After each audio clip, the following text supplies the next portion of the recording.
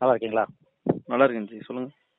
என்னுடைய பேர் திருநெல்வேலி மாவட்டம், தென்காசி மாவட்டம். முதல்ல திருநெல்வேலி மாவட்டம், தென்காசி மாவட்டம், பண்புலியிலிருந்து பேசுறேன். கலைஞர் சட்டமன்ற தொகுதி.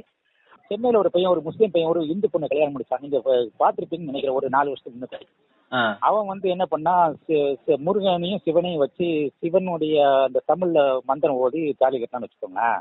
அது கடைசி சொல்லிட்டு அண்ணன் சொல்லித்தான் இந்த மாதிரி இஸ்லாமியர் மாத்திட்டாங்க அப்படின்னு சொல்றாங்க. அதுக்கு அண்ணனே விளக்கம் கொடுத்திருந்தாரு.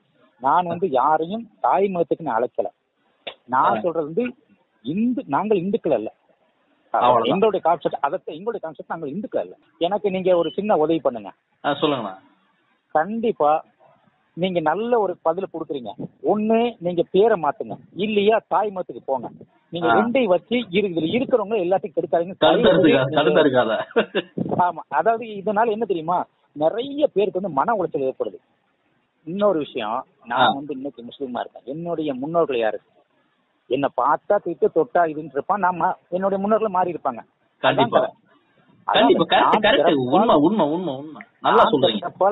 நான் பிறப்பால் தமிழன். நான் பல்லனோ பறையனோ தோண்டனோ செத்தியரோ தேவமாரோ ஏதோ ஒரு ஜாதியில் இருந்திருப்பேன்.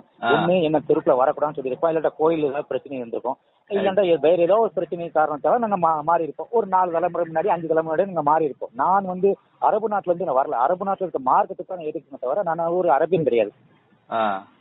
அது நீங்க அதுல ஒத்துக்கிறீங்களா இல்லையா? கரெக்ட்டுங்க, நீங்க கரெக்டா தான் சொல்றீங்க. நீங்களும் நானும் ஒரே ரத்தம் தான். அதாவது நம்ம ஒரே ரத்தம் ஒரே தொப்புக்கூடியவர்கள் தான் பிறந்திருக்கோம். நீங்க பிறந்த அதே இடத்துல தான் நானும் பிறந்திருக்கேன். நம்மளுக்குள்ள எந்த விதமான பாகுபாடு கிடையாது. இந்த ஒரு சில இந்த மாதிரி இருக்க போயிட்டா பிஜேபி உள்ள கால் உண்டு. அது கரெக்ட்டுங்க. இல்ல அவன் பிஜேபி பத்தி அகைன்ஸ்டா போட்டா கூட பரவாயில்லைங்க.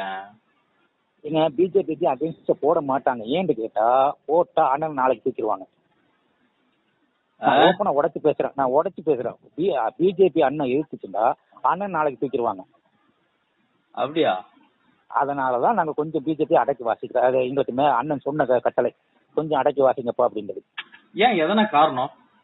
அண்ணன் மேல ஒரு 2-3 கேஸ் இருக்கு. ஓ.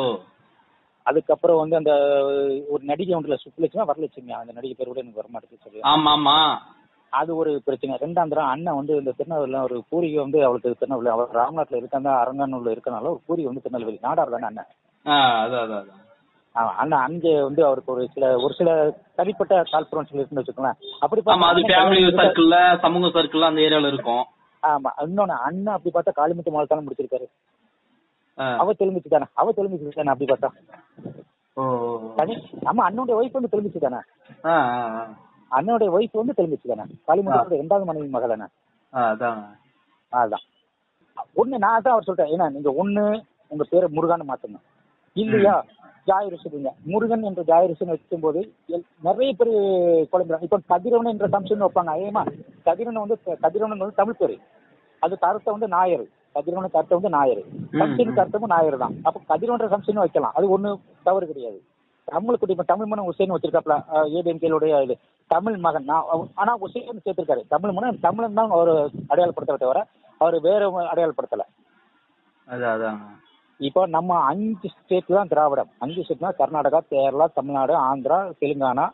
நம்ம மட்டும்தான் திராவிடர்கள். காரணம் நம்ம திராவிடர்கள் சொன்னது அது நமக்கு அன்னைக்கு சொன்னா திராவிடங்கள் திருநாடும் நம்ம இதுலயே இருக்கு, தேசியத்துல இருக்கு. திராவிடங்கள் திருநாடும் தேசியத்துல இருக்கா இல்லையா? இருக்குங்க. தமிழ் தாய் வாய்ப்புல இருக்கா இல்லையா? இருக்கு. நம்ம இது எழுதல, ரவீந்திரநாத் தாகூர் எழுதிட்டு போயிட்டாரு அன்னைக்கு. ஆமா, கண்டிப்பாங்க. இது கரெக்டா சொன்னீங்க. அதெல்லாம் இதுல அவருக்கு புரியாது. அவருக்கு கொஞ்சம் எடுத்து கொஞ்சம் அட்வைஸ் பண்ணுங்க.